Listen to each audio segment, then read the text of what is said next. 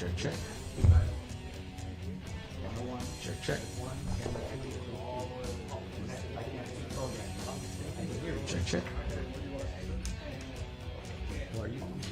Everybody welcome Josh Thompson and John McCarthy. He would take power. Yes, I would. It's so embarrassing. Next thing you do, he'll start flexing for you.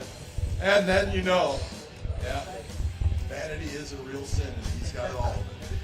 We'd like to welcome you to the Bellator 301 Media Day. This is Media Day, Josh. Yes. You know. Okay. It's going to be fun. We're going to have a good time. We've been trying to do this with Bellator and getting ready for a long time, and finally we were able to do it this show. I'm excited. So what we want to do is we're going to be bringing up fighters. We're going to ask the fighters a couple of questions, and then we're going to let you guys rip into them this much, and then we're going to cut it off because we can't have too much. But no, we're going to give you guys some questions and get off to the next set of group of fighters are going to come up here. Obviously, Bellator 301 is coming to us live on Friday at 9 p.m. Eastern, 8 p.m. Central here in Chicago. The prelims will start 5 p.m. Eastern, 4 p.m. here in Chicago. Those prelims can be seen on YouTube. You can go to YouTube and see all of the prelim fights, and we have got some fantastic matchups for you. So, yeah, those prelims will be available on Pluto also. Pluto also. Pluto on YouTube. Also YouTube. Yep. So what we're going to do first, we're going to bring up the first two fighters starting the main card. It is part of the Bellator World Grand Prix, the lightweight tournament that is moving on. If you have questions about that tournament, some of the things we can answer, I think. Some of them will probably go, we don't know. But we're going to bring up Alexander Shabliy, who is taking on former Bellator champion Patricio Pitbull.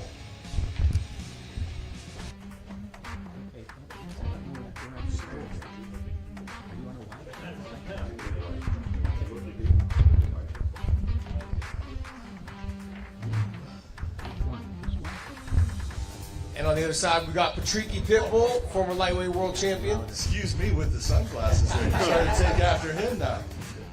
If you guys get blinded by Eric, it happens to everyone. Don't worry about it.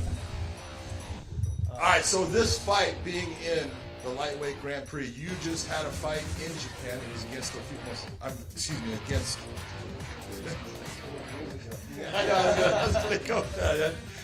Going against D'Souza. You had an incredible performance where you really dominated a really good fighter, a guy that is known for his ground game. He was never able to get it there. You have a black belt in Jiu-Jitsu, but as we know, you like to use those weapons. You have more knockouts, and you're tied for the knockout record here in Bellator. Are you looking to get that #1 spot with this fight?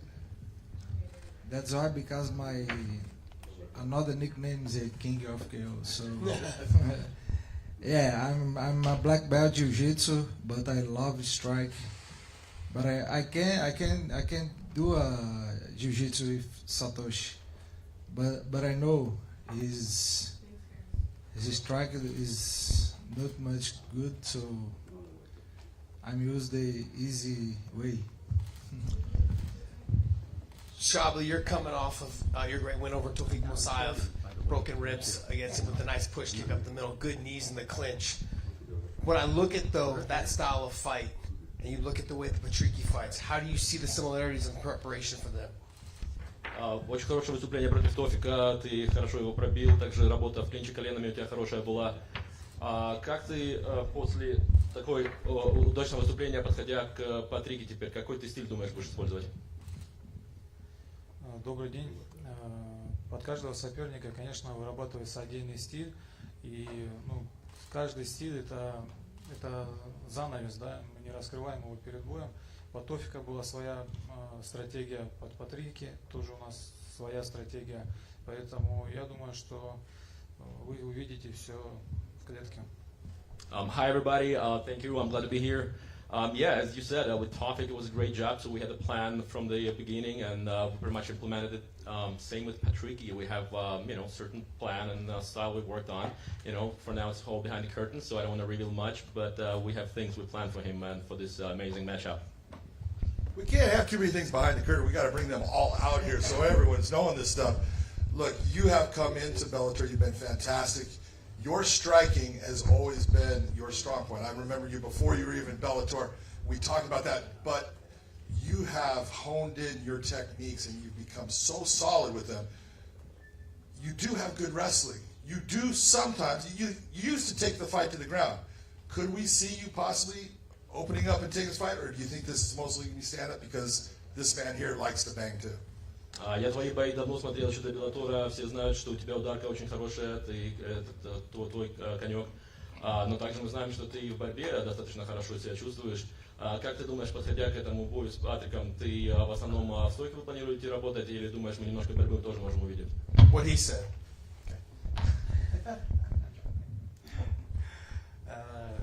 Я всегда готовлю борьбу на каждого своего соперника. Вот мой тренер по борьбе. Я с ним в American Top Team отрабатываю много планов развития. И, конечно, борьбе уделяем много внимания. И борьба в этом бою, я думаю, что она тоже будет. И будет на что посмотреть в борьбе.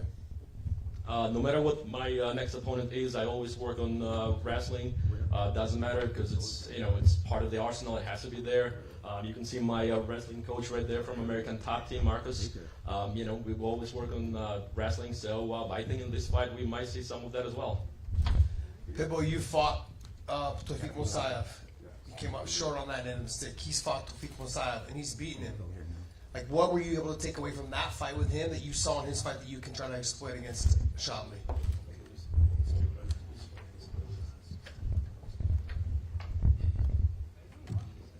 Doesn't matter. I will fight. That's it. That's my style, Pitbull. I don't care. I will to fight. That's it. All right, we want to open this up for anyone in the media. Anybody out there have a question for either Pitbull or Mr. Alexander Shabliy here? If you'd like to get his Rolex, you can try to come up and get it. I'd like to have it. Can't get it, but. Patricio, you have a question for you, Mike? Rush. Where do you want me to go? This one's for Shabliy. So this is your second fight against a former champion in Bellator already. Do you feel like this will be your toughest fight in the promotion so far? У тебя уже хорошие выступления в Беллаторе. Чувствуешь ли ты, что этот бой с Патрики будет одним из самых пока важных боев, которые ты прошел за карьеру свою Беллатор? Я побил уже первого чемпиона, да, формер чемпион Брэнд Примус. 2 раунда мне хватило, чтобы с ним разобраться. Этот тоже прошлый чемпион. Я думаю, что мне тоже потребуется несколько раундов, чтобы нокаутировать его. I already had one great run with the former champ, and it went just for 2 rounds, and I was able to stop him. And here, approaching Patricky, I'm hoping that we're gonna finish it before all 3 rounds are over.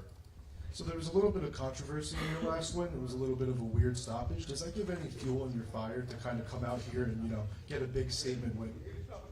В прошлый раз остановка была под вопросом, то есть немножко был конфуз, там непонятно. Как ты думаешь, в этот раз ты хочешь четко уже показать, чтобы сомнений никаких не было?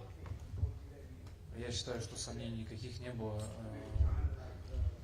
Рефери не увидел этот момент, хотя я понимал, что я пробил, и удар был корректный. И все в зале видели, что удар был корректный. После того, когда рефери просмотрел повтор, ни у кого сомнений не осталось, поэтому надо понимать, что где-то я проявил тоже свою мягкость, да, и не стал добивать Тофика, хотя мог бы это сделать. Я понял, что я пробил, поэтому не стал этого делать. I don't think there was any controversy really, just maybe when people watched just the stoppage, because I felt right away that when I hit his rib cage that I broke something. And then again, the referee, when there was rewatch or replay, everybody realized that. And to be honest, like I could have finished Tawfiq, like I could have continued fighting him, but I just felt like that was the end, and they're probably going to stop the fight, so I just didn't want to go and hurt him even more. This one's for Patricky.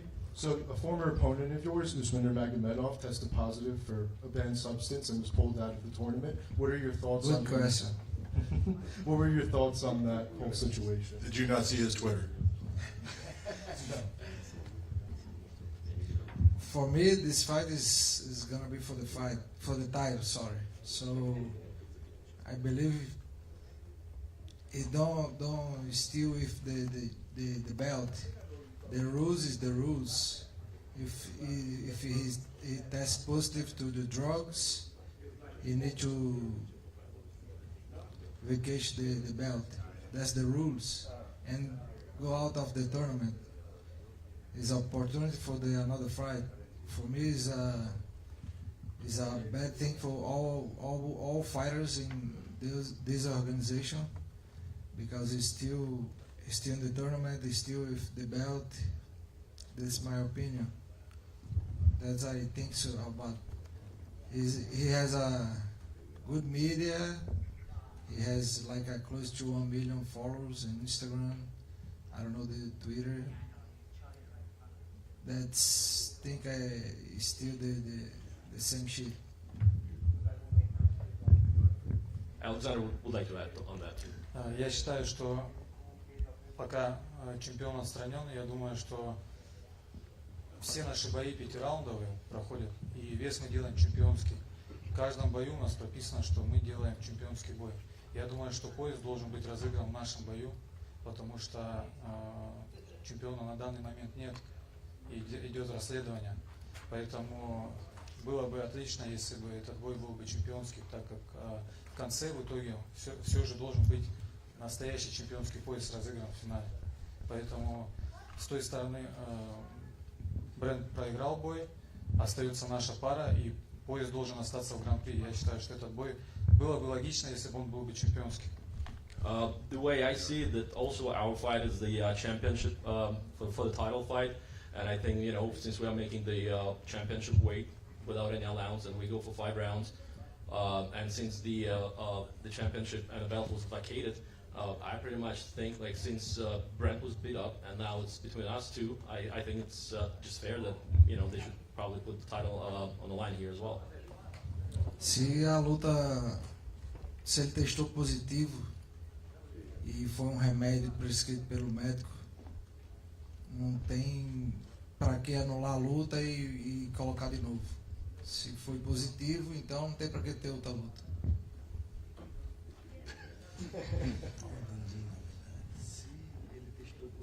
If he tested positive E a luta foi cancelada, and the fight was canceled, isso quer dizer que ele foi pego no doping. that means that he failed the drug test. Se a luta vai acontecer novamente, If the fight's gonna happen, não faz sentido. it doesn't make sense. It's like he never tested positive Porque a outra luta foi cancelada porque ele testou positivo. because the fight was canceled because he tested positive. So why would they rebook a fight? It was canceled. Wasn't canceled for an injury. It was canceled for failing a drug test. Why would they rebook it?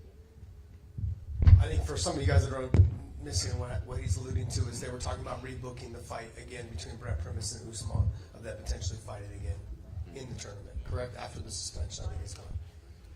Yes. We're not sure if that's happening. He's not sure. We're not sure if that's happening or not. And neither are we. We have no idea exactly what's going to happen. We've been told that Brent Primus is back in the tournament, but past that, there's back and forth. We really don't know, so we don't want to say anything. Go ahead. The right is Primus go to the final. So, Patricio, on a more serious note, you're dressed to the nines. You got the legendary Eric Flash Albertine by your side. You got your brother here with you. Do you feel like you have the perfect team to walk into war with?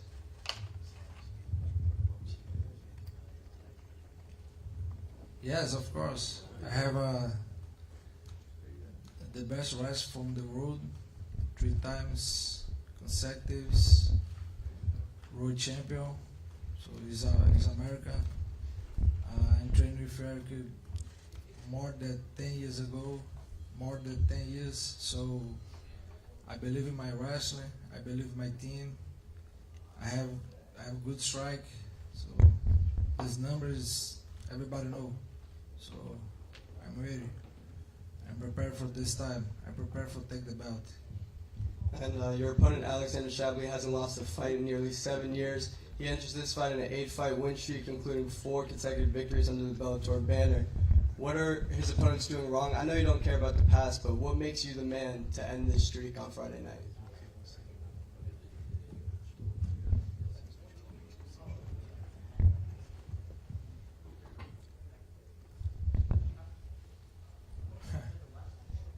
Everybody know most power is my hand, so I can finish the fight the first round or the 5 round. Maybe I'm tired, but my hands still have power. Cool. And then Alexander, one for you. The Pitbull name is one that's synonymous with the Bellator brand. His family's achieved greatness at every turn within the promotion. What would a victory over Patricio Pitbull do for your career and your legacy, and what would this win mean to you? Семья Питбулей очень известна в Беллаторе, они уже создали себе хорошее такое имя. А что для тебя будет означать победа над таким титулованным соперником, как Патрики Питбуль? Ну, почему для тебя это важная победа? Да, действительно, это очень известная семья. Не скрою, что и в России о них тоже знают. Свои бои, свой бой против Патрики, когда я выступал в России, я даже не представлял. Я следил за их боями, мне нравились их стили, как они ведут бои. Поэтому для меня будет это, наверное, большой победой в моем арсенале. Но не скажу, что это будет больше, чем победа над Адрианом Мартинсом или победа над, допустим, Брэндоном Примусом. Он тоже был чемпион. Я хочу сказать, что эти все ребята крепкие, и их семья для меня тоже несет, ну так скажем, определенный сильный фактор. Да, если я их выиграю, то это будет для меня хорошее подспорье. Well, you gotta give credit where credit is due. Pitbull family is very known in Russia. A lot of Russian fighters respect them. I remember, like when I was just getting started, I was watching their fights. So yes, you guys did a great job for Bellator, and you put your name out there. For me, obviously, that victory gonna mean a lot because he's very title and. But again, I already fought many other guys. You know, I fought with. Brand. So that was done again. So it's not that he's necessarily in my head any different from any other opponent, but yes, victory over him is going to be tremendous. He talked about another Brazilian, Adriano Martins. Oh, and also Andrew Martins, yes. So those victories were very important for me. And then again, if I win Patricky, he's going to go into the line of those great opponents that I've beat in my career. Nice. All right, we're going to do a face-off here real quick. The Tricky Pitbull up here, red Alexander Shabliy. We'll leave Josh here in the middle. He's actually been fighting these guys, both of them, so. Yes, guys.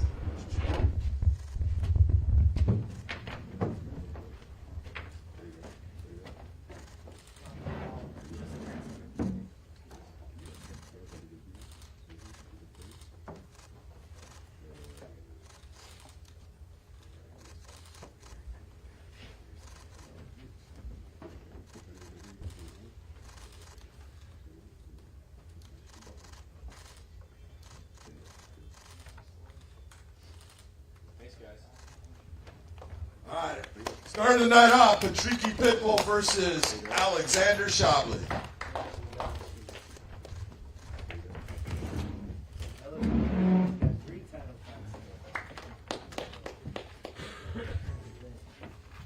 Next up, we're going to have AJ the Mercenary McKee and Sidney Outlaw, who will be the second fight on the main card, coming up right now.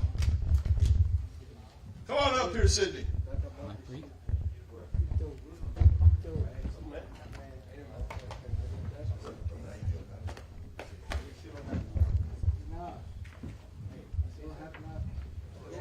On this side, the Mercenary AJ McKee. Looking sharp with the hair again, baby. What's up? Good. What do you have on your shoes? What is that?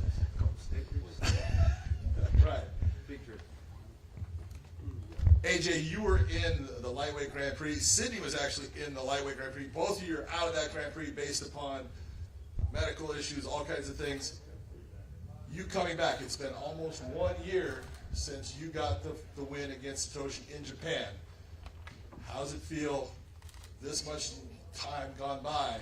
How are you feeling off of your camp and taking on someone with the grappling experience and toughness of Sidney Outlaw? It's just an honor just to be back in the cage. It's been, like you said, almost having that layoff, it's just been nothing but training, grinding, staying consistent, and you know, like you said, Sidney was in the tournament, so you know, there's a lot of things going on within the tournament. And hopefully, I get back in there. You know, I had a little injury, medical condition, so like I said, I'm the mercenary. I'm here to do one thing: take people out. Coming off of not being in the tournament and then not being in the tournament, coming back out, and then now having to fight someone like McKee, who was also in the tournament. His style poses a lot of threats for everyone: the speed, the reach, the range. But what you do is you're very good at getting people to the ground, controlling, scrambling, never settling from the bottom. And I talk about you all the time when I give examples of you and Adam Piccolotti, you two getting after each other, not settling on the bottom. How do you look to try to get this fight where you want it against someone like AJ McKee? Well, I'm really blessed to be here from a lot of things that I've gone through. But for the fight, I mean, again, another great fighter that I gotta fight. So I'm really I mean, like, God, I'm really blessed to be here from my experience and all the trials that I've overcome. So I want to come in there and just test myself.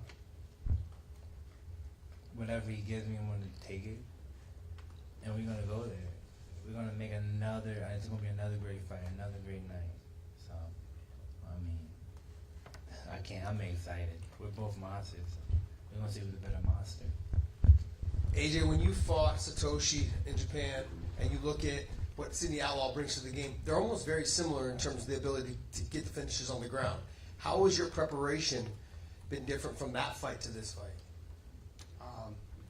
I would just say a bit more wrestling. You know, watching this fight with Piccolotti and other fights, he's got great scrambles, and he's very explosive. So it's just a matter of staying consistent with the scrambles. Sidney, when you're taking on someone that has the length and range and speed in the stand-up that a guy like AJ has, what is it that you really want to start to control in this fight so you can possibly put it to the ground where you're so versed? Or is it you feel comfortable in the stand-up with him, and I don't care if it's in the stand-up or the ground? Honestly, I'm gonna be honest with you. This tournament, this division, I mean, I'm fighting some of the best lightweight on the face of the planet. You hear other names because of certain organizations, certain Instagram or whatever. But make no difference. Friday, that night, I'm fighting one of the best lightweight fighters on the planet. I'm gonna give him my all, and I hope he gives it all, because I'm giving him my all. It's not like I'm fighting against a bum. So whatever he gives me, I'm going to take advantage of. Whatever I give him, I'm pretty sure he's gonna do the same. So it's gonna be a monster versus a monster, and it's gonna be who's the best monster that night. When I'm looking at the two of you guys, obviously a lot of the controversy going around with the Lightweight World Grand Prix, with the champ being put out with testing positive for a banned substance. Where do you feel like this fight puts you guys? Honestly, I'm gonna say that Hayes already won $1 million. I think I should get another chance. That's what I'm saying. So we gotta share. Have you gotten your share? I mean, sharing's caring, but Don't be greedy. You know, obviously getting pulled the first round, not even being able to fight in the tournament.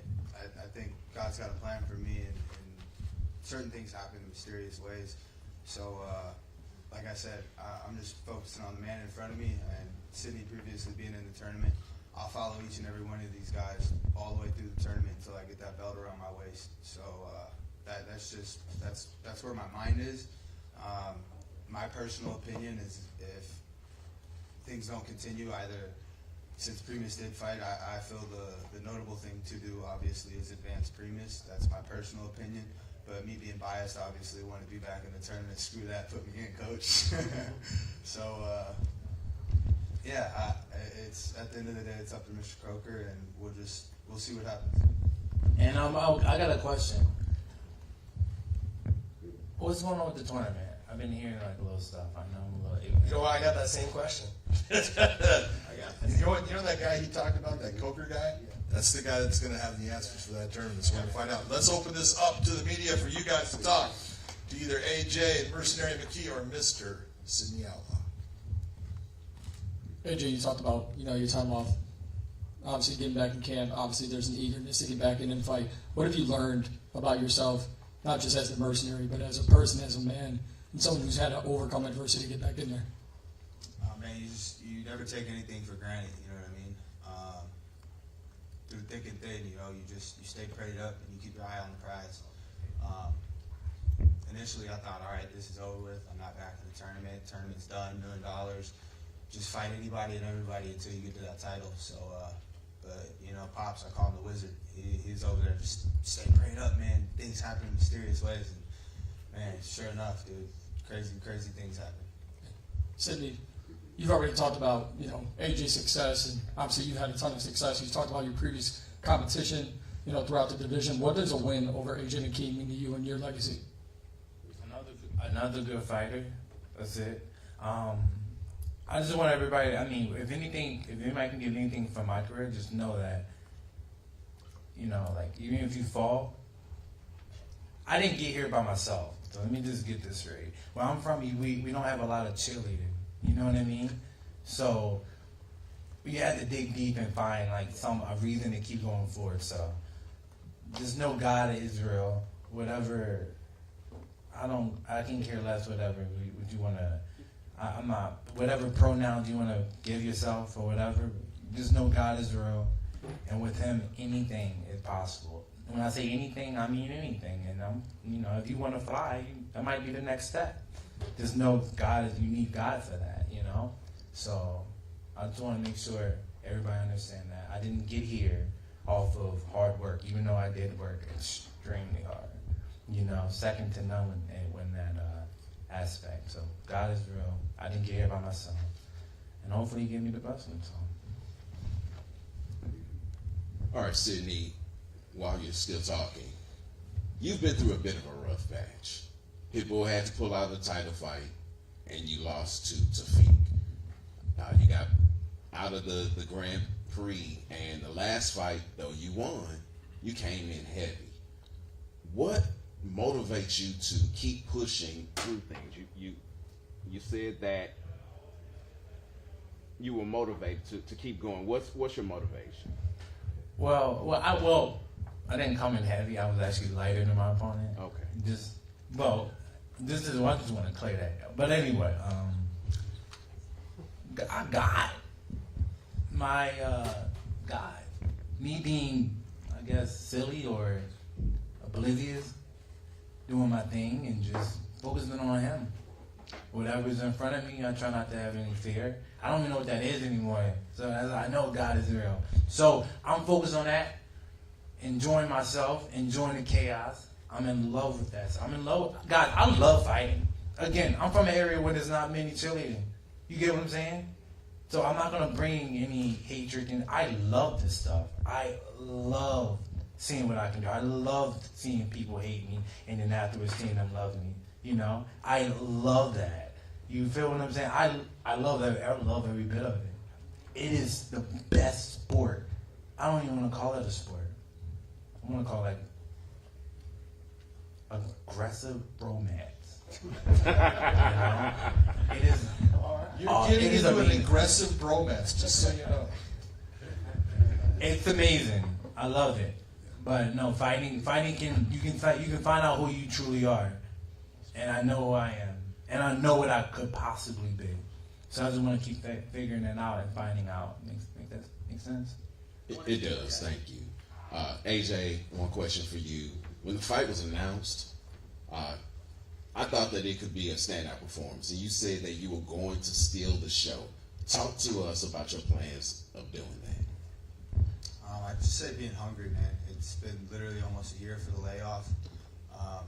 Fresh division, but just nothing but grind, grinding, staying prayed up, just working. So, last time I was in the tournament, I came out with a bang, and like I said, 4 all finishes, went and did it. Obviously not being in this tournament, but being at 155 pounds, I'm looking to make a statement to the rest of the division. So, it's just going in there and doing what I do best. And then my question is for AJ McKee. AJ, you're one of the top pound-for-pound fighters in the promotion. Now that you can't win the Grand Prix tournament, what are your goals for the rest of your Bellator career? Become become a world champ again. So I don't know. You know, things happen in mysterious ways. I don't know if I'm out of the tournament. No one really knows what's going to happen. You know what I mean? But if my name's on that belt, I'd love to get in there and at least put people to the test to feel that they deserve a belt with my name on it. Surprised you didn't correct him. Top pound for pound in the world, right? Period. Yeah. You already know. All right, we're going to do a face-off now. AJ McKee up with Sidney Outlaw. One more question. I'm sorry. I'm sorry, I didn't see it. No, it's all good. I apologize. Question for AJ. You're used to being so active in your career, and now you mentioned this layoff. Are you a firm believer in ring rust, or do you think you're going to go in there as business as usual? Business as usual, man. I've been doing this my whole life, my whole career. You know what I mean? I don't really get nervous. I think the walk to the cage is the most nervous part, but once I get in the cage, it's all butterflies are gone. I'm focused on the job that's at hand. You know, just assess everything my opponent does, from his breathing, everything. Thank you. All right, let's do the face-off.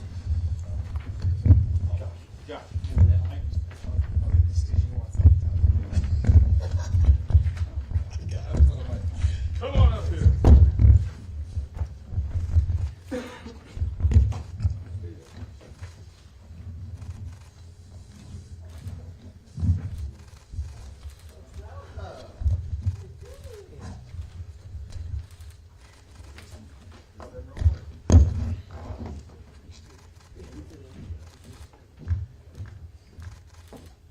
Right down front.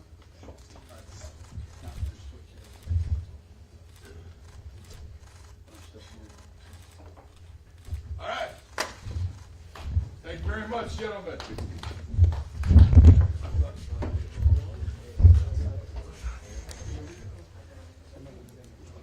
That's what we're trying to switch for.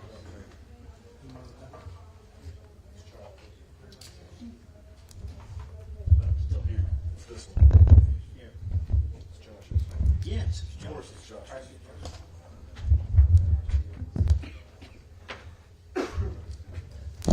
is always making noise.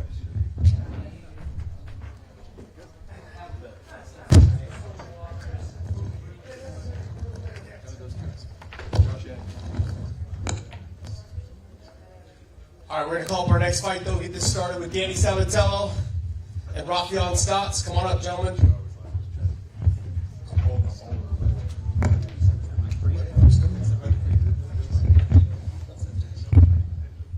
What's up?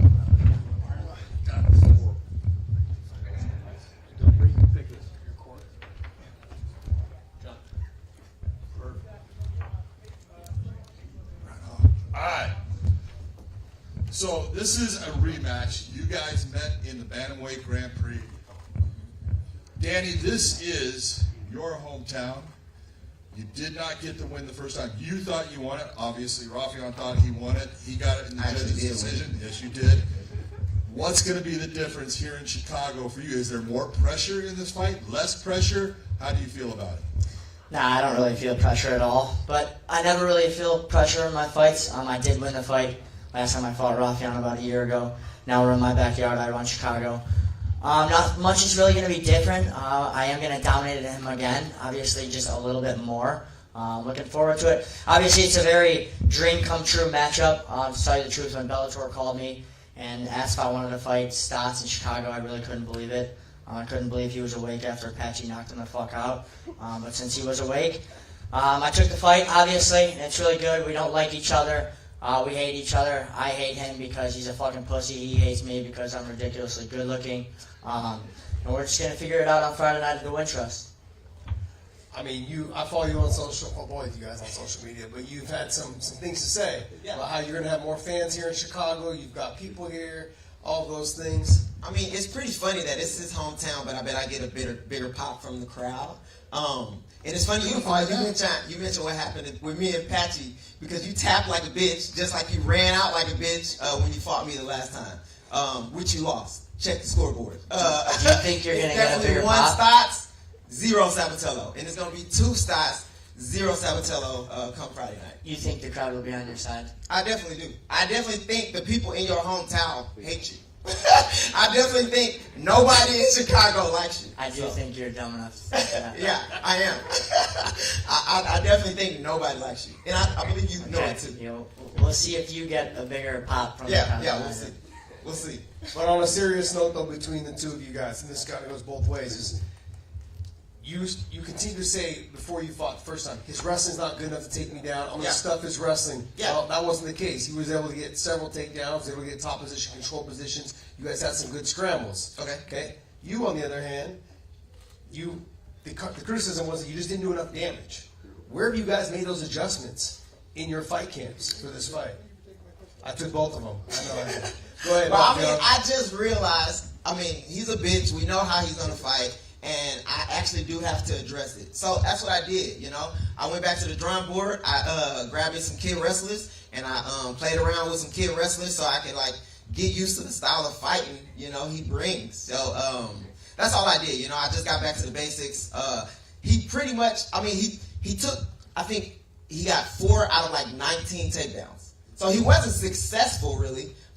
He got more takedowns than I thought. I thought he would get 0. He got 4, and he was able to do 0 damage with any of them. I got 1 takedown. I tried for 2 takedowns. So technically, I had a higher percentage in the takedown rate, and I did way more damage, bro. I was beating the shit out of him. He was bloody. By the end of the fight, his fucking golden hair was red. So, I'm excited, bro, because when they called me, Danny probably not gonna get a lot of opportunities after this. So, I'm so lucky that I'm able to punch him in the face again. That's that shit don't come around often. So when they called me, I was fucking ecstatic. Yeah, so you're stealing my lines. The kids training wrestling, I brought that line on Ariel Helwani's show. He just copied my line. You obviously aren't original enough to think of your own shit. That's okay. I'll carry the show. I always do. I did the last fight. I'll do this fight. What's going to be the difference this fight is I'm just going to have a little bit more volume. Everybody knows I absolutely dominated this fucking pussy last fight. You go look at the betting odds for this fight. I'm the favorite. I supposedly lost last fight. That's true. They wouldn't put him as the underdog. But I'm the favorite for this fight. It's Cap. What do you mean? Look at the odds right now. Cap. I'm the favorite right now. Cap. Okay, anyways, you're an idiot. You lost. Cap. Okay. But yeah, I just need more volume. Punch him more, kick him more, elbow him more. A lot of control time, but with my control time, it's what I'm going to be doing with it. And that's going to be getting him bloody, going for submissions. I do see myself finishing. Bro, you landed probably 2 strikes the last time. Do you want to keep interrupting, or do you want to do this right? Yeah, no, I don't want to. I want to. Yeah, I know you're 35 fucking just years like old. I do Friday. You're 35 years Every old. single You're time. still super fucking nervous for a press conference.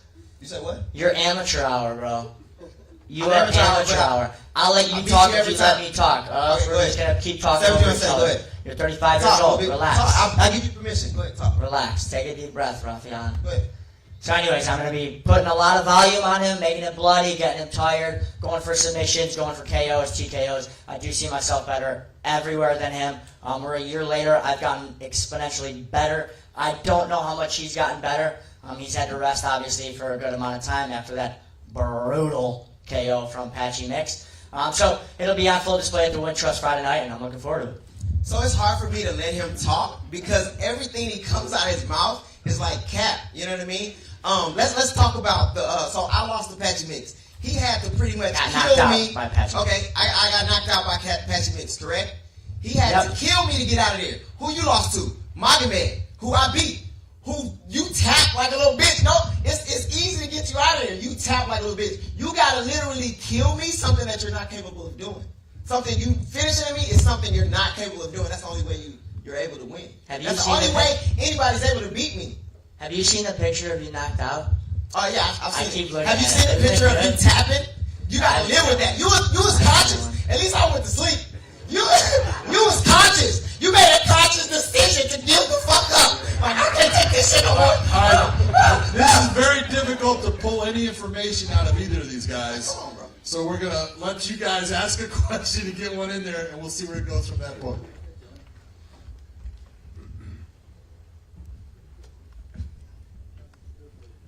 What's up, Danny?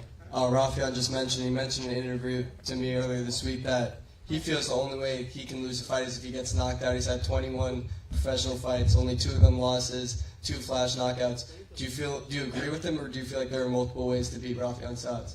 No, I could beat him in any way, but that's also funny, him, again, contradicting himself. He said I can't knock anybody out, but then he says the only way he loses, I knock him out. So I don't really know what is it with this guy. He doesn't really talk too good. Obviously, he stutters a lot, contradicts himself a lot. I can beat him anywhere. Obviously, Raufeon isn't known as this crazy striker. My striking is definitely better than his. As we saw last fight, my grappling is definitely better than his. I think I'm just going to absolutely just murder him and drown him in there, make him seem helpless again. A year down in South Florida, the best gym in the world, the American Top Team, will do wonders for somebody. I'm 30 years old, and with that year, I'm approaching my prime. With him being 35 years old, he's on the way out. Got knocked out his last fight. A lot of questions on his end. That's why I don't really feel the pressure here. I'm going to have this beautiful Chicago crowd on Friday night. They're going to be having my back. He thinks they're going to be for him. Comical. Let's see what would happen to you if you walked out here alone. But yeah, I have a plethora of ways of finishing this motherfucker, and I'm very so looking forward to do it because he fucking sucks. First point. Motherfucker, you grew up in the suburbs. Stop. Ain't nobody finna beat the fuck out of me. Come on. Second point. You from Chicago. Like where at in Chicago? After Chicago, I moved back to Lakeview. No. Lakeview. That's where you from? No, where in Chicago? So in Chicago works by neighborhoods. What street?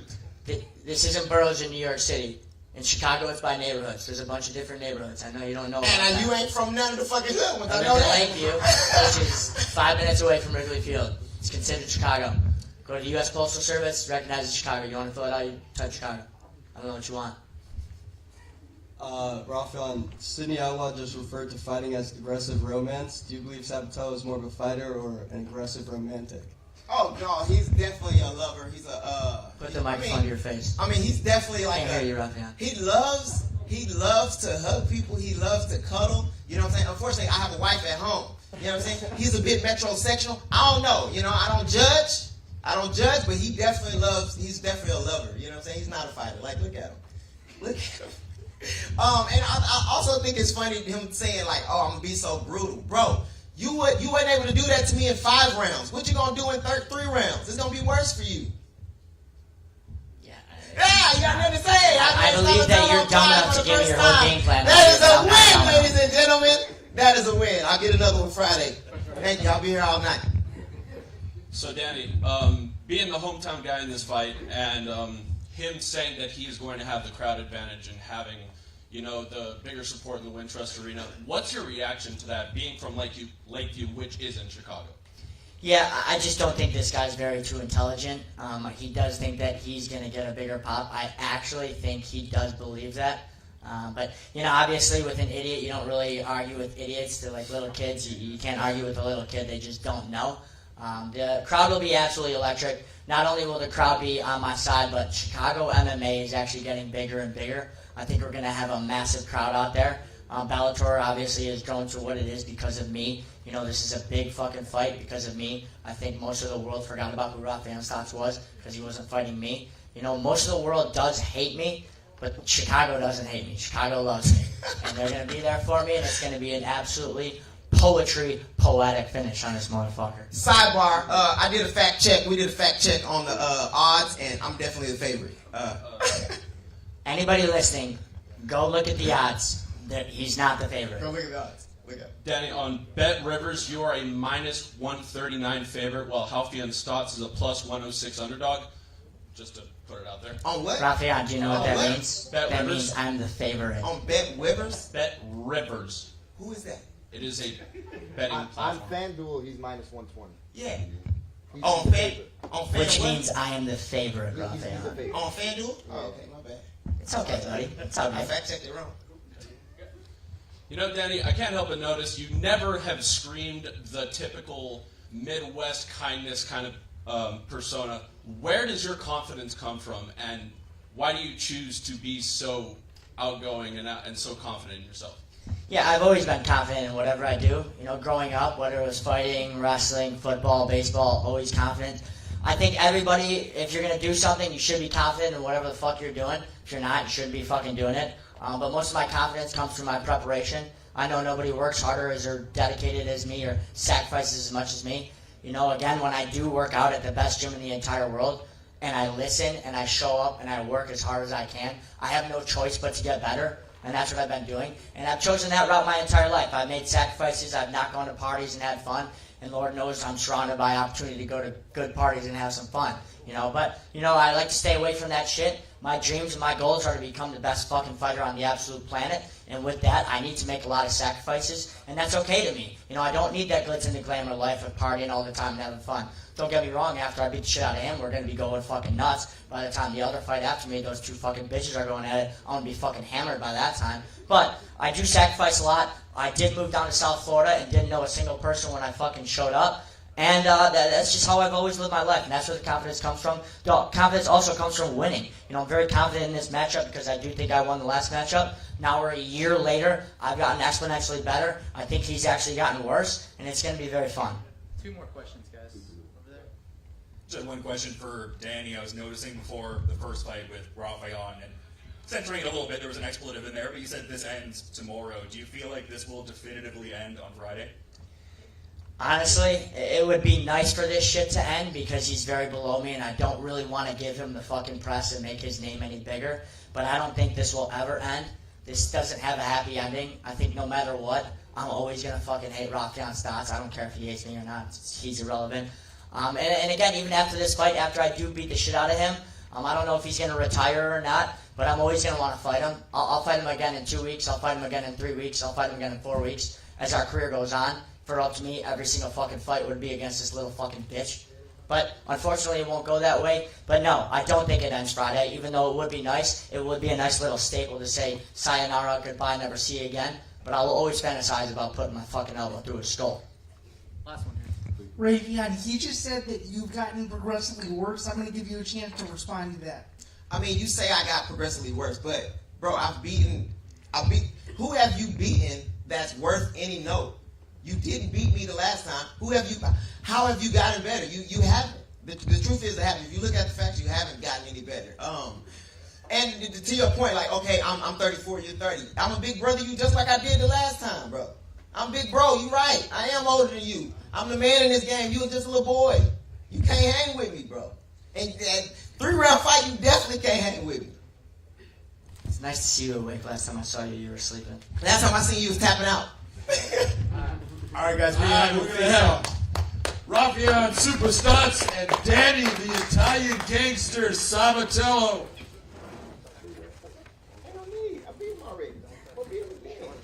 Wait till you get paid for it, baby. Wait till you get paid for it. And I beat you last time. You got beatbox right now. Don't get them duckets. Just a bit, bro. You a bitch. You got beat, you don't get beat again. Worse. Your center, please. Thank you.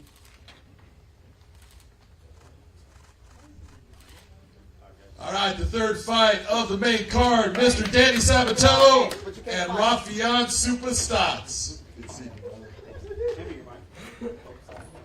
That's fun.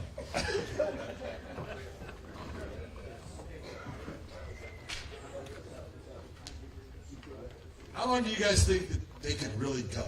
All day. All day? All day. It would never stop. All right. For our first championship fight, we have got an incredible matchup with the champion, Sergio Pettis, who just defended his belt against Patricio Pitbull, taking on the man that won the Bantamweight World Grand Prix, has been on an incredible tear, Mr. Patchy Mix.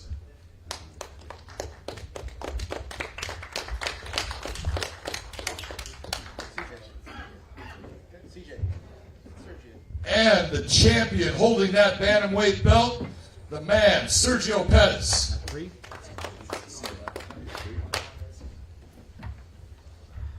both walk up here having a belt. Looks really good.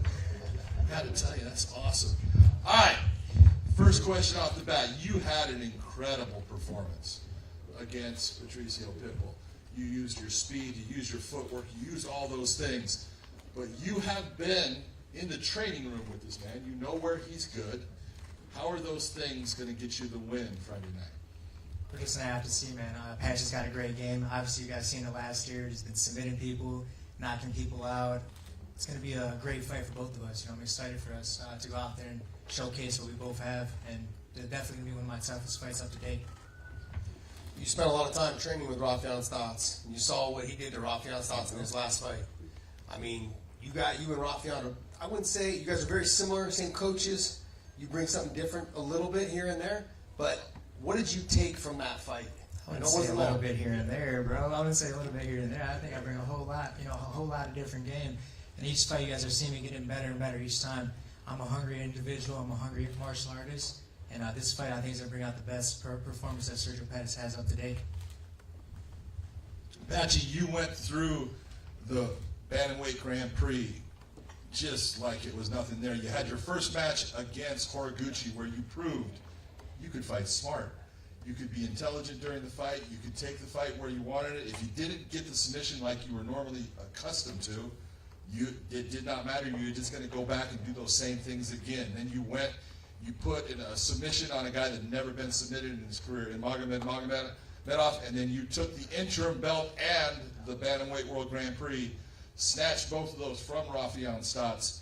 You have been on fire. What is it going into this match that you look at that has made you even better for this fight? Just training, I think. I washed that all away, Those last 3 fights, they were great performances, but I went back to the gym. I rebranded. I re-added new things to my game. I'm confident now more than, ever. But since April, since I knocked him out, I just been in the gym nonstop working.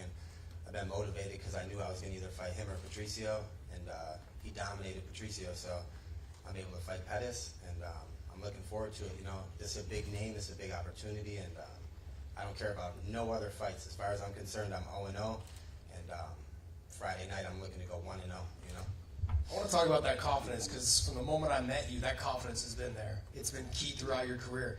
You came up short on the Juan Archuleta fight. He was able to get the win against Juan Archuleta. Then after that, though, you and I talked, and that confidence was still there. You said I had to go back to the drawing board. I made a couple of tweaks. Do you think you'd be here, though, if that fight didn't happen against Juan Archuleta? No, I don't know. I think that fight with Juan Archuleta put me in this position now. I think I'm a lot better. I'm a lot more dedicated now, and it's allowed me bigger opportunities, such as winning the $1 million, winning the tournament. I think that was a bigger moment for me, and had I not lost that fight, I don't think I would have been as prepared for those other moments as I was. Sergio, you've had an amazing career, but you kind of came up under the shadow of your brother, who was a fantastic WEC champion, UFC champion, but you've broken out of that shadow and you've established yourself with your skill set. That you are a completely different fighter than him, and you have added elements to your game that he might not even have had in his. What is it that has kept you on course, on track, and just continuing to believe in yourself that's got you to the point of being the champion and now taking on the guy that won that bantamweight tournament? I just want to be an example for everybody who's a late bloomer. I feel like I'm a late bloomer out here. It took me time to really develop my game, my skills, my confidence in general. Growing up, I wasn't a confident individual. I had anxiety. I was doing a lot of other stuff. And throughout that, I was also being, like you said, the shadow. I was underneath my brother's shadow for a bit. But in that dark times, I learned who I am. I'm able to have light myself, and you guys are seeing that. I've told John, I've told everyone, I think your body style is one of those body styles that is real successful. You look at guys like Anderson Silva, John Jones, yourself, tall, long, and lanky. It poses a threat for a lot of fighters. Sergio being a little bit shorter than you, obviously the reach, the range. How do you plan to utilize that to get this fight to where you want it? Just fight like I normally do, fight like I train, use all my best techniques, and I feel like I'll get the job done. Like you said, I'm very long, but I can fight in various ways. I could stand, I could fight in the clinch, I could fight on the ground, I could do jiu-jitsu, I could wrestle, I could do it all. So I'm trying to have a master class here on this Friday, not putting all my eggs in one basket. The first time I fought for this title, I felt like I had to get Juan Archuleta to the ground, or I don't feel like that, I'm comfortable everywhere. I train with the best guys from 135 pounds all the way to 170 pounds. So I'm there to prove my, my form, my skill, where I'm at, and I feel like I'm the best bantamweight in the world. And Friday night, I plan to show that, Yeah, we had a conversation with Eric Nixick on our podcast weighing in, and he was saying that he took a look around the gyms in Las Vegas, and he actually came out and said he believes you were the best 135 pounder in the world. And I wanted to know, what's your takeaway though from your last fight with Stots? And you look at him, the two of them trained together for so long. How much more confidence does it give you that you can do something similar to him? No more confidence at all. You know, I think that him and Stots are total different people. Like, you compared them to each other, I don't even think that there's even that much of a comparison there. I think they're complete different fighters. I think Stots is like a wrestler, but he can strike well, but when he gets hit, he turns back into a wrestler. Like, you know, he's not. I think this guy's a really crafty striker, one of the best strikers I've ever fought, one of the most high-level kickboxers I've ever fought, and I'm actually looking forward to being, you know, across from that. You know, I don't think the same with Stots, you know. I think it was a different level, and as seen, you know, he lit Patricio Pitbull up on the feet, won all 5 rounds, so I'm there to prove to everyone in the world, you know, that I'm not just the best on the ground, I'm the best in the world, on the feet I'm the best in the world, I'm the best bantamweight in the world, that's it. All right, we're going to take it out to the media. You've got the mic. Sergio, last time here in Chicago, you talked a lot about mental health and coming back. Obviously, just like a training camp, just like any fight, mental health never ends. So coming into this fight, going up against who many are calling one of, if not the best bantamweight in the world outside of yourself, where's your mental health at coming into this? And how do you use that to prepare not only inside the cage, but outside for yourself as well? I feel like what I deal with all the time is it comes with every fight. You know, every time's a new challenge. I've been thinking about this man for the past 5 months. You know, every day, kind of getting a little sick of it, to be honest. But you know, like you said, the mental health for me is I think it's plays into my favor. You know, like having these anxieties, having these doubts, it makes me train harder, so I don't have these doubts. It makes me anxiety actually brings it out in the fight. Like, I'm able to be sharper and be more aware and like be more focused on the goal. So I think it's a blessing in disguise. And Patchy, obviously, a lot of accolades and credit being thrown your way, rightfully so. What does this win over Sergio Pettis do? We've seen what he did to Patricio Pitbull, as you just stated. That's obviously one of Bellator's greatest. But if you can go in and do it, you plan to do it against Sergio. What does that do for your legacy? This means a lot to me, specifically myself. I trained with you 6 years ago, Sergio. You know, I was 4-0 at the time, and you were like a big idol to me, to be honest with you. He was headlining the UFC card when I was 4-0 coming up. Trained with you for the Marino fight, so it's like that in itself. You know, I had a lot of respect, looked up to this kid. You know, for a long, long time. Shit, he's my age, so like I really, really looked up to him. So the biggest name I've ever fought, to have that, you know, have it against him, have it against someone that kind of knows my game as well. So you know, it's even more intriguing to me, and I'm just super excited. This is the biggest fight of my life. You know, my 31st fight, amateur and pro, and I think it's all come full circle. You know, 6 years ago, I went to Jackson Wink for my first time ever. My first couple days, we trained together. Now 6 years later, we're going to unify some titles for, you know, a big bag of money. So I'm excited. What's up, Sergio? You impressed fans around the world when you beat Patricio Pitbull that night right here in Chicago last June. A lot of people are calling Patchy Mix the best bantamweight on the planet nowadays. Do you believe that defeating Patchy Mix and unifying the strap would solidify yourself as the best bantamweight in the world? Yeah, man, I think it does. Obviously, his record speaks for itself. 19-1. You know, he's a beast, man. Like you said, I trained him 6 years ago, and I knew he was going to go places at that time. He was deadly back then. He's deadly now. So definitely puts my name up into another ranking. You know, just like the Patricio fight. You know, does this bring me to a new level? I think it does, and I really don't feel it though. You know, I just feel like I'm kind of just going with the flow of things and really enjoying this career. Just turned 30 years old, so you know, man, I'm just trying to take advantage of these next couple of years. I got another 5 to 7 years of really trying my best at this and seeing what's next. And then, Patchy, on that same note, you've been calling your shot for years now. You said you were going to beat Horiguchi, Magomed, Stots. You were talking about unifying the bantamweight strap against Sergio Pettis before you even captured the interim strap. So how does it feel, 29-1 if you include amateur, full circle? How does it feel that this moment has finally arrived? I'm excited, man. I can't tell you how excited I am. You know, 2020, September 12th, it was my grandfather's birthday. You know, I fought for this belt. I came up short. I've been working relentlessly ever since then. 5 fights, 4 finishes, like you said, won the Grand Prix. But even this belt, you know, it doesn't mean much. You know, it's for the pictures and stuff up here, but I want the real undisputed belt. That's the belt that I failed to capture a few years ago, and that's the goal that I set out for, you know, for myself. So Friday, I get the opportunity, and I get it against him. What better way? A guy that beat, you know, the only man to defeat me. Definitely. And speaking of belts, you're surrounded by champions at Extreme Couture with Sean Strickland, Sada Busi, not to mention Tatiana Suarez, who will probably be contending for a belt pretty soon. How important is it, how beneficial is it to surround yourself with like-minded individuals all chasing a similar goal? It's very important, you know. I feel like a few years ago I kind of was off track in a couple fights because I wasn't surrounded by the people that I needed to be. So surrounded by champions, surrounded by good coaches, good team. I think, you know, good mental health, like he said. And I think that's important, you know, and I have that around me now. And, you know, I'm happy, I'm healthy, and I'm here, you know, ready to fight. So I think that's most important. So since we're unifying the bantamweight title, and both of you guys have fought incredible pedigree of opponents, and since both of you are considered the two best bantamweights in the world, for each of you, would you guys say that the matchup that is forthcoming is the most difficult in your career? Hell yeah. For sure. I mean, man, this guy's a striker's nightmare. I've said it before. He gets on your back, he gets you down. It's going to be a long night. I've had him on my back before, and it was a long training practice, so I know what I'm in for. It's going to be my toughest fight up to date, for sure. Yeah, me as well, you know. Best striking, you know. Best, he hasn't been submitted in fucking 10 years, so I think he got caught in the only fight he got submitted by Alex Caceres with like 28 seconds left. And man, I've been watching the fight a lot, to be honest with you. So, like, I've been watching, you know, definitely the toughest fight, the highest level fight. You know, I feel like he's entering his prime right now. Just, I'm 2 days older than him, so I feel like we're both entering our prime right now.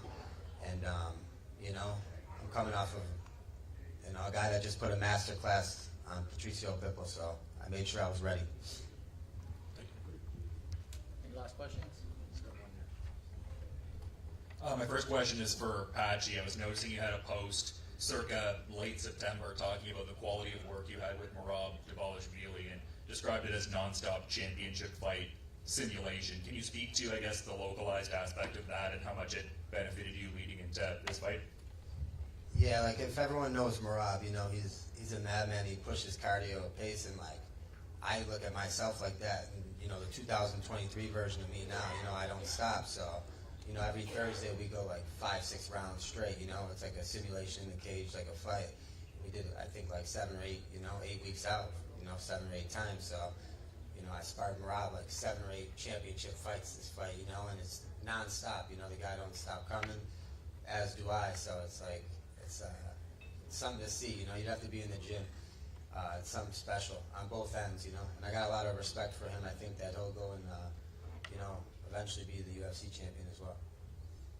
Yeah, I appreciate the insights, and one for Sergio, because we were talking ahead of your Patricio fight, and you were talking about how ideally you would have, you know, this fight kind of fall into it after, just because the nature of the Grand Prix, he was like already on the radar. And you were kind of saying, it's like, I'm almost kind of sick of thinking of this guy at this point in a certain sense, just how long it's been. How cathartic do you think it would be to get your ideal outcome in this next one, all factors considered?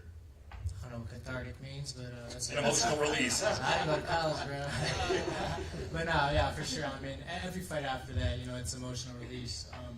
It's a lot of energy spent. I miss out on a lot of things, a lot of birthdays, a lot of family events, a lot of just alone time in general. I've been at the gym, or I've been watching videos on Patchy Mix. I've been stalking his Instagram. I know he's been stalking mine too. I see him looking, but you know, it's part of the game, man. This is going to be a big fight for both of us, biggest fight for both of our careers. And I know it's a lot different than the Danny Sabatello, Raufeon, Stots interviews you just guys had. But, just you know, a little different. A lot of different, you know, a lot of bitches and fucks and all that other stuff we said. But nah, this is the main event of the night. I think this is the people's main event. And this Friday, you guys are going to see how great bantamweights are. These little guys, well, me little, he's big. We deserve a lot more respect than we're getting. Hey Sergio, so 3 title defenses will be the most ever by a bantamweight champion in Bellator history. What does it mean to you to be able to potentially hold that record if you win? I didn't even know that was a thing, honestly, so that's cool to know that. But that'd be awesome, man. I plan on holding this belt for a while, and that was my goal once I got it, to not lose it until, you know, it's going to be gone eventually, you know, but it is what it is, and I'm excited, man. I'm excited to go out as a champion. For Patchy, so coming off such an impressive KO of Raufeon and Stots, is there any pressure to have to kind of, you know, replicate that performance and have to put on another big show? No, not at all. I'm just a finisher, you know. I finished like 13 out of my last 14 wins as a pro. 6 years, you know. Horiguchi's the only one that ever went the distance I didn't beat and like finish. So, I'm a hunter, you know. I'm trying to go out there and finish, leave no doubt. Fuck the judges. I'm trying to go out there and put this man away. So we're fairly close to Sergio's hometown. Are you expecting any kind of booze or anything, or just regular fight? I'm expecting maybe some booze because I'm in his hometown, but I have like mad people coming. I'm only from New York. It's like a 6-hour drive, so I have like probably 100 people coming. All right, we're going to do a face-off here. Let's get the champ in Sergio Pettis up here against the Bantamweight Grand Prix winner, Mr. Patchy Mix.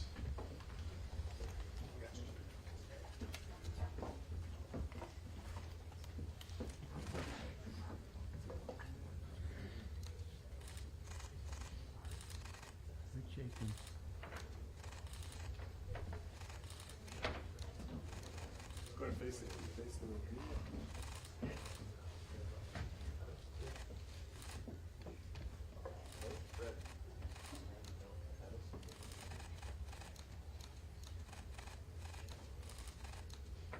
All right, gentlemen, thank you so much.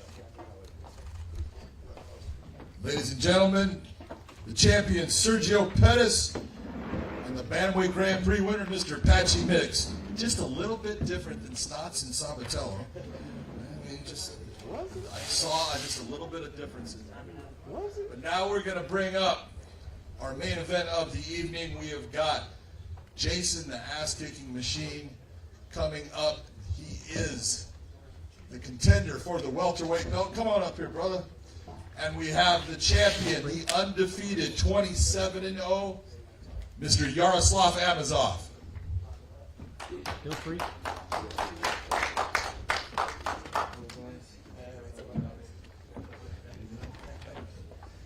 A lot of animosity there. You can see it already.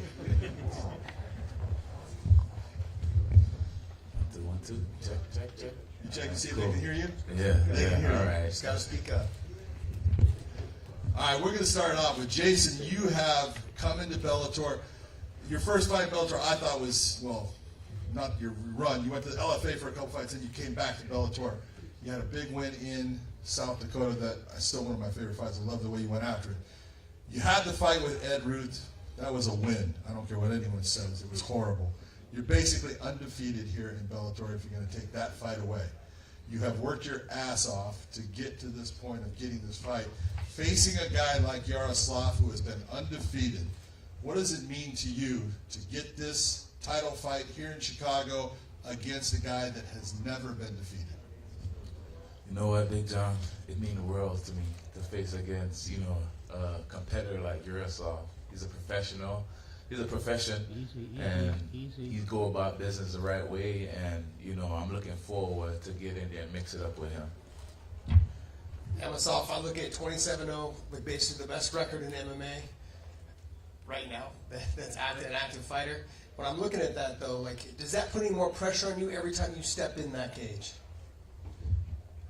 Hello. So for me, it doesn't matter.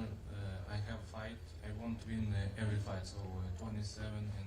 It's for me. It's of course it's good, but I want to win every fight because if you fighter, it's not this.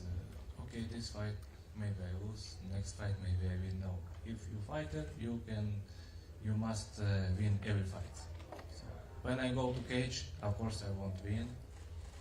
That's it. Your last fight was against Logan Storley. It was your second fight against Logan, who is a teammate of Jason Jackson. You put on an incredible performance, and you told us that the first fight there was things with your camp, things that just didn't go right, and you were going to prove yourself, and you did prove yourself incredibly in that fight. Do you think that Jason having Logan as a teammate, someone who's been against you, you think that gives him any kind of advantage in this, that he gets some information about what you're good at, how you do it, those different elements? Yeah, of course it's one team, but different fights, different fighter. And I think, maybe he talk with him, maybe he say, maybe this good, this bad, this good. I don't know. But I'm fighter, and I have plan I have fight, I have every time different plan. So last fight and next fight is different. I'm going to piggyback on John's question to him, though, but Logan is one of your training partners. And what kind of advice was he able to work with you on and give you on to help you against him? Logan told me everything. He didn't leave nothing out. And plus, I've been doing my study for years on fighting Yaroslav because I always wanted to intertwine and fight him because he was the best. So it wasn't just now that I have worrying about this guy. This guy has been the best in the division. And I always wanted to compete against the best because the only way you're going to be the best is when you beat the best. And that's what I'm looking to do, fight night. A lot of people don't know this, but you still have a full-time job all the time, still working in the morning, getting up early, then training, and then going back to work, and then come back and training at night. How do you juggle all that around preparing for a world title fight? I just don't think. I just go and move, because, everything is like a work for me, and that's why I show up today just like this. I didn't dress up or anything. I just show up like it's a job that I need to get done. I'm not looking at it like it's anything different from what I do outside the gym. I'm going to treat it, just like another job. Got to put my best and do my best. Nothing less and nothing more, just my best. Yaroslav, being away from your family, you go to South Beach, Florida to train for your camps and stuff. What's it like being away from your family, finally getting this fight, you're looking forward to just getting back home? What part? You train far away from where you live. Your wife and son, and you have another child I know coming up, but they live far away from you, or do they come down to Florida with you to train? This camp, my family come to me. Oh, they came with you this time? Yes, and not my whole camp, but live different house. I live in gym every time. Sometimes I go to my family, just looking, just a little bit play with my son. It's my family now. It's my big motivation. My son, it's my big motivation. I very miss them, and my family for me, it's it's number one. It's now we know situation in my country, and it's show me what for you number one. Number one for you when you family, when you friends safe. All right, we're going to open up the media. Go ahead, questions. So Yaroslav, you're 27-0 overall, 8-0 in Bellator, and yet ESPN only has you ranked number 6 in the welterweight pound-for-pound rankings. Does that bother you at all, especially having an unblemished record with many finishes in many different fashions? Minute translate. Does it? Go ahead, John. What he's asking you is, right now, in a worldwide, doesn't matter promotion, they have you ranked number 6 with 5 other people in front of you. Does that bother you? I'm number 1. Fair enough. So I think if you fighter, I know Jason Jackson think he number 1. I think I number 1. Of course. Yes. No, I don't think I'm number 1 yet until I beat you. So I think if you fighter, you think I number 1. I must win every fighter.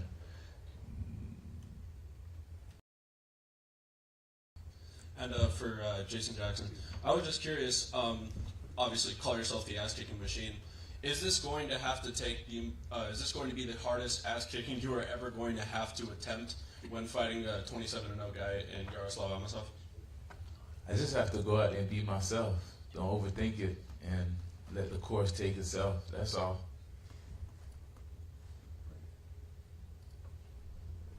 For the champ, this question, you kind of talked about what makes you happy. Obviously, your family, your friends, knowing that they're safe. With so much unrest back home in your home country, how can you continue to stay motivated? Everyone talks about your record. Everyone talks about how good you are. And you continue to have challenges inside the cage. So how does what's going on at home influence you inside the cage? Best translator. With everything happening in Ukraine, how do you focus on the fight and make it important when all these things are happening? Yeah, it's my motivation too, my family, my country, because I want to show this world, Ukrainian people. I want to show my flag.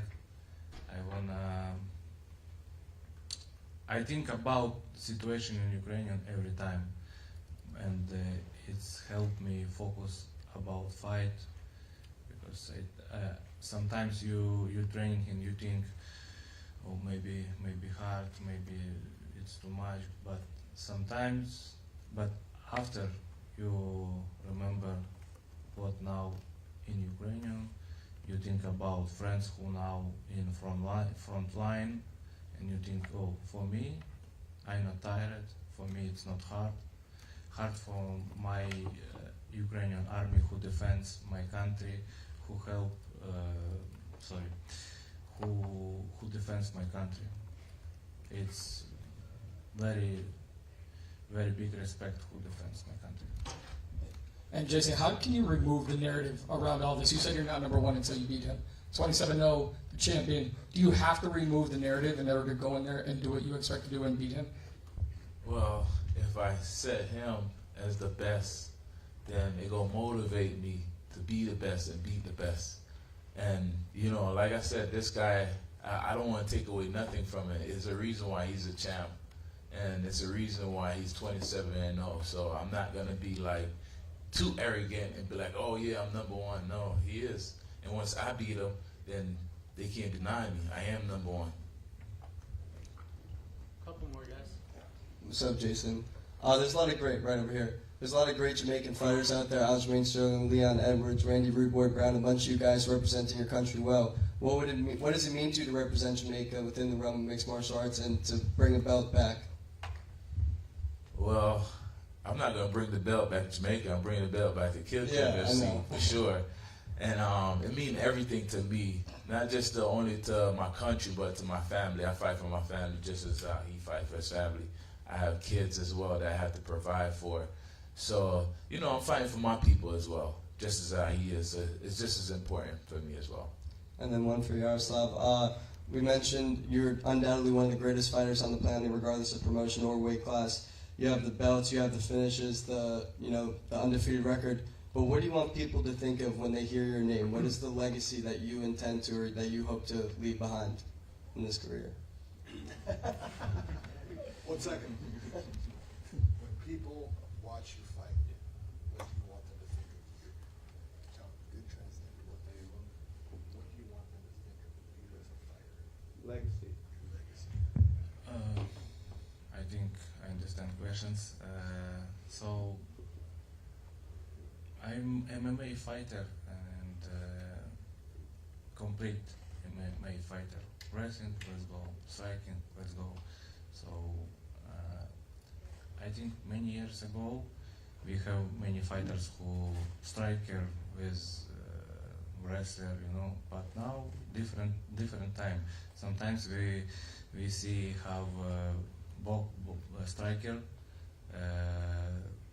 he good wrestler, you know, different, and so now good complete fighters, just really MMA fighter, striking, wrestling, everything. Yeah,